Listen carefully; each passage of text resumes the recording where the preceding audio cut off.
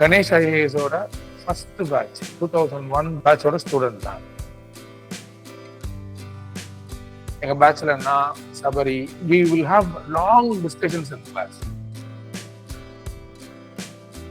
Bernard Shaw சொன்னதுதான் எனக்கு ஞாபகம். படித்த ஆசிரியரிடம் சேர்க்காதீர்கள் உங்கள் பிள்ளைகளை, படித்துக் கொண்டிருக்கும் ஆசிரியரிடம் சேர்க்காதீர்கள். கணேஷ் சார் வந்து ஒரு படிச்சுட்டு இருக்க ஆசிரியர்.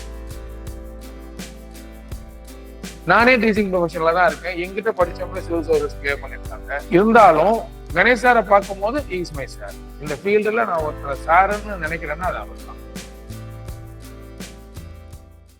வணக்கம், நான் முத்துமணி மொழியன். கணேஷ் ஐஏஎஸோட ஃபர்ஸ்ட் பேட்ச் 2001 பேட்சோட ஸ்டூடெண்ட் தான்.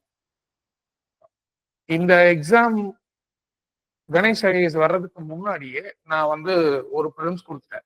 2001 ப்ரிலிம்ஸ் கொடுத்துட்டேன்.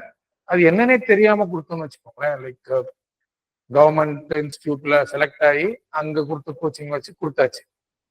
பட் இங்க வந்ததுக்கு அப்புறம் தான் ஓரளவுக்கு இந்த எக்ஸாம் பத்தின புரிதல் எனக்கு கிடைக்காது. அது வந்து கணேஷ் சாரோட இன்ட்ராக்ஷன்ஸ் இருக்கு இல்லையா, அது வந்து இது something you will always cherish.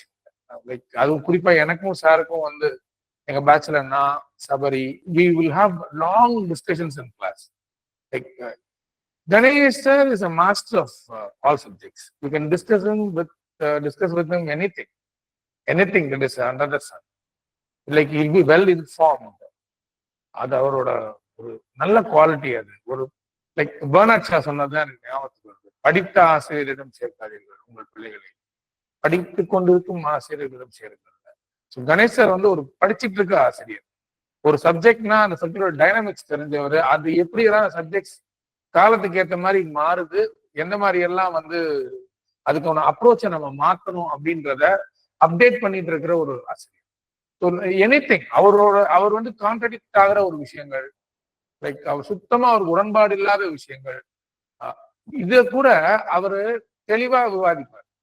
ஒரு விஷயம் நான் பேசுறேன், அதுக்கு அவருக்கு உடன்பாடே இல்லைன்னா கூட அதுக்கான கோபமோ இல்ல அது எதையுமே வெளிக்காட்டாம அதோட சாராம்சத்தையும் அதோட ப்ரோஸ் அண்ட் கான்ஸ் எடுத்து நியூட்ரலா பேசுற பாயிண்ட்ஸை நியூட்ரலா பிளேஸ் பண்றாரு. அவரோட ஸ்டாண்ட் என்னன்றது நமக்கு தெரியாது. ஆனா என்னோட ஸ்டாண்ட் சரியா தப்பா அப்படிங்கிறத அவர் அழகா எடுத்து முன்னாடி once a teacher is always a teacher. அவர்கிட்ட இருந்து கத்துக்கிட்டே இருக்கலாம். எப்பயுமே ஒரு ஆசிரியர்கிட்ட இருந்து ஒரு மாணவன் எப்பயுமே கத்துக்கிட்டே இருக்கலாம். நானே டீச்சிங் ப்ரொஃபஷன்ல தான் இருக்கேன். எங்கிட்ட படிச்சவங்க சிவில் சர்வீஸ் கிளியர் பண்ணிருக்காங்க. இருந்தாலும் கணேஷ் சாரை பார்க்கும் போது இஸ் மை சார். இந்த ஃபீல்டுல நான் ஒருத்தர் சாருன்னு நினைக்கிறேன்னா அது அவர் தான். என்னோட லைஃப்ல நடந்த இன்னொரு முக்கியமான விஷயம் 2004 மெயின்ஸ் நினைக்கிறேன். நான் ஆல்ரெடி ஒரு இன்டர்வியூ கொடுத்துட்டேன், கிடைக்கல. 2004 மெயின்ஸ். இப்போ என்னோட first option is public administration, second option is psychology. Public அட்மினிஸ்ட்ரேஷன்ல ஏற்கனவே 2003 மெயின்ஸ்ல நல்ல மார்க், சைக்காலஜி வந்து ஓரளவுக்கு ஆவரேஜான மார்க். பட் சாரு கிட்ட நான் வரேன் 2004 வந்துட்டு மெயின்ஸுக்கு செலக்ட் ஆயிட்டேன். மெயின்ஸுக்கு செலக்ட் ஆயிட்டேன். சாரை வந்து பாக்குறேன். அப்ப சார் என்ன சஜஸ்ட் பண்றாரு, முத்து கிளாஸ் எல்லாம் உங்களுக்கு தேவையில்ல, நீங்க ஆல்ரெடி 2 மெயின்ஸ் கொடுத்தீங்க, நீங்க ஏன் ஒரு எக்ஸாம் ஒரு டெஸ்ட் பேட்ச் ஒன்று அட்டன் பண்ணா என்ன அப்படிங்கிறார். நீங்க என்ன பண்றீங்கன்னு பாப்போமே.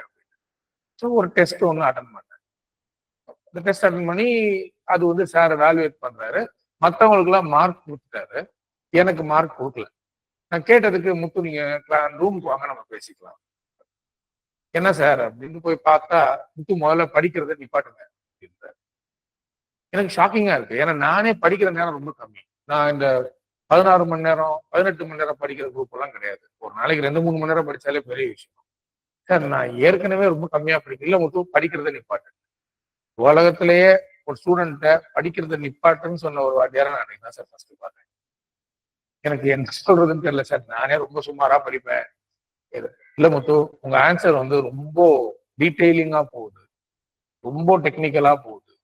அதாவது ஒரு கொஸ்டின்ல வந்து என்ன வந்து கேட்டிருக்காங்களோ அதுக்கான ஆன்சர் தான் எழுதணும். உங்க ஆன்சர் என்ன ஆகுதுன்னா, அது ரொம்ப நல்லா இருந்தா கூட ரொம்ப டீட்டெயிலிங்கா அதோட ரிலேட்டடான எல்லா விஷயங்களும் உங்க ஆன்சர்ல வருது. இது எப்ப வரும்னா, சரியா சப்ஜெக்ட் நாலேஜ் இல்லாதவங்களுக்கு வரும். இல்ல அப்படின்னா சப்ஜெக்ட திருப்பி ரொம்ப படிக்கிறவங்களுக்கு வரும். தயவு செஞ்சு படிக்கிறத உங்களுக்கு சப்ஜெக்ட் நாலேஜ் இருக்குன்னு எனக்கு தெரியும், அதனால படிக்கிறத நிப்பாட்டுங்க. எனக்கு புரியவே இல்லைங்க, உண்மையிலேயே புரியல. அப்போ அவர் சொன்ன அந்த வார்த்தை, அந்த ஸ்டேட்மெண்ட் என்னால மறக்கவே முடியாது.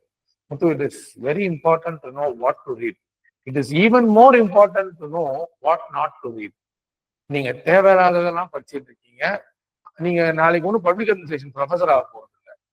இந்த யூபிஎஸ்சி எக்ஸாமுக்கு அவங்க கேட்கிற கேள்விக்கு ஆன்சர் எழுதுற அளவுக்கு பப்ளிக் அட்மினிஸ்ட்ரேஷன் தெரிஞ்சா போதும். அது உங்ககிட்ட இருக்கு. உட்கார்ந்து ஆன்சர் ப்ராக்டிஸ் பண்ண ஆரம்பிங்க, படிக்கிறத நிப்பாட்டுங்க.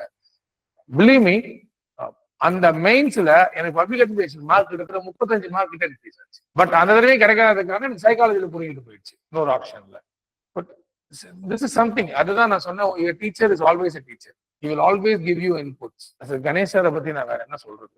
He's my friend, philosopher, guide, my guru. Thank you.